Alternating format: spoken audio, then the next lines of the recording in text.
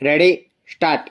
उपाध्यक्ष महोदय, बाल कल्याण संबंधी सिफारिशों पर बड़ी सावधानी से विचार करना चाहिए और उन्हें सोच विचार कर कार्यान्वित करना चाहिए। विराम।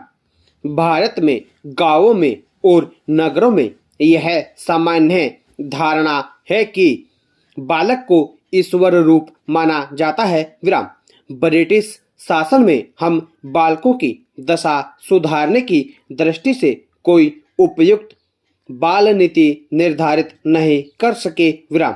जैसा पंडित नेहरू ने अपना विचार प्रकट किया था कि यदि बालकों की ओर समुचित रूप से ध्यान दिया जाता तो और बालक यह अनुभव करते हैं कि वह भी हमारे सभी क्रियाकलापों में सहभागी हैं तो देश का अधिक ठोस निर्माण होता। विराम स्टॉप। अगला पैरा। हमारे देश में अनेक संगठन और राज्य सरकारें बालकों की देखभाल करती हैं, किंतु धन की कमी के कारण राष्ट्रीय स्तर पर कुछ ठोस कार्य नहीं हुआ है। विराम।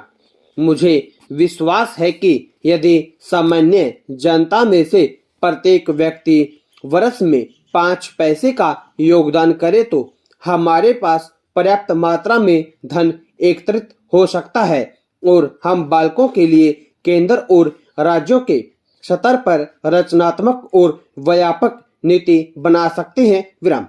बड़े खेद का विषय है कि हमारे देश में बालकों और युवकों को सरकार द्वारा वित्तीय प्रोत्साहन नहीं दिया जाता है। विराम।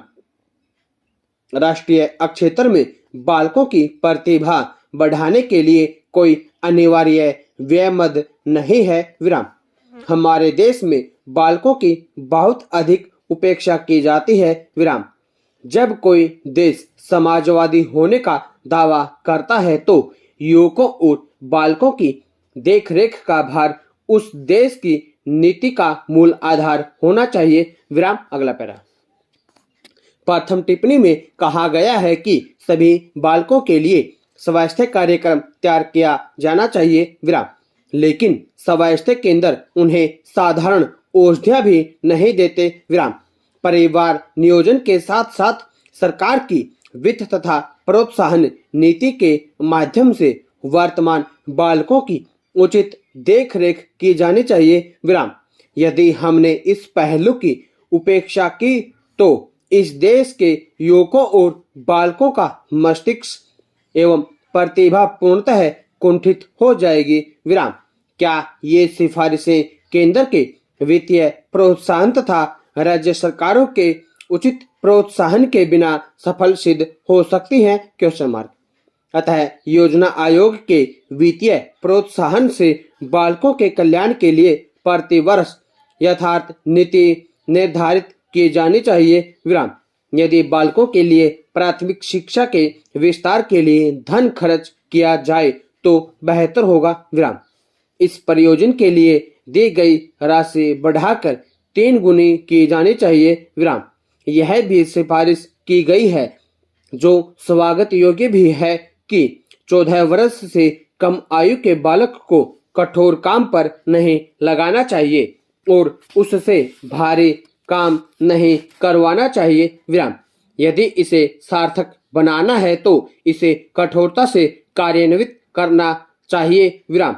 मेरा सुझाव है कि भावी पीढ़ी के निर्माण के लिए सरकार को चाहिए कि बालकों के लिए उचित शिक्षा तथा सही देखरेख का प्रबंध करे। विराम। बालक राष्ट्र की संपत्ति है और यदि इस प्राकृतिक संपत्ति का उचित उपयोग नहीं किया गया तो हम अपने देश की दशा सुधारने के बारे में सोच नहीं सकते। विराम। अगला पैरा।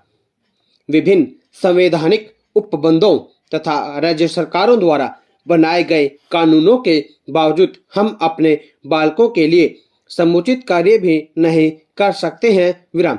कोई ऐसा विभाग नहीं है जो बालकों के स्वास्थ्य तथा उनके विभिन्न समस्याओं का दायित्व अपने ऊपर ले सके। विराम। इसका यह परिणाम हुआ है कि बाल कल्याण संबंधी योजनाएं तो आरंभ की जाती हैं, लेकिन इन योजनाओं को समुचित रूप से कार्यान्वित नहीं किया जाता है विराम। अतः मेरा निवेदन है कि मंत्री महोदय यह सुनिश्चित करें कि बाल कल्याण योजनाओं के कार्यान्वयन के लिए उत्तरदायी सभी विभागों में बेहतर तालमेल हो विराम। स्टॉप।